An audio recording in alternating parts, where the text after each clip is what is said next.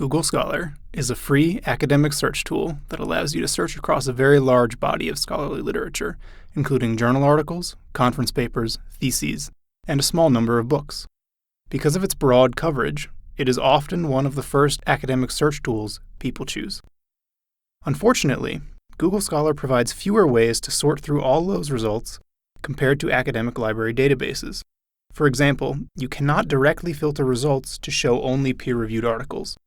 As a result, some results may include preprints or lower quality sources.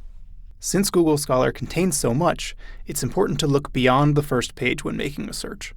Google Scholar's relevance algorithms are secret, and we can't be sure whether what it thinks is relevant is the same as what we think is relevant.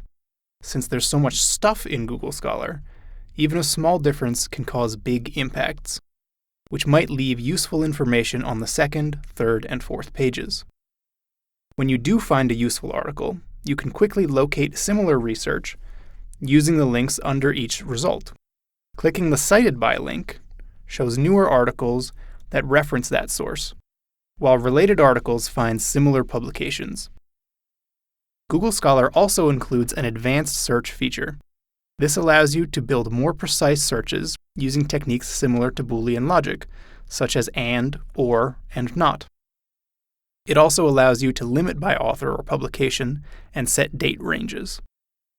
Finally, you'll notice not every search result links to full text.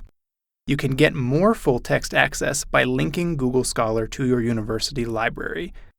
If you connect your University of Idaho library account, this connects you to additional resources the library subscribes to. Overall, Google Scholar is great for quickly discovering scholarly sources. However, it doesn't completely replace other academic databases from the library. There is some overlap between the content, but each contains unique work the other does not. For deeper, more advanced research, it's important to search in a variety of places to find scholarly information.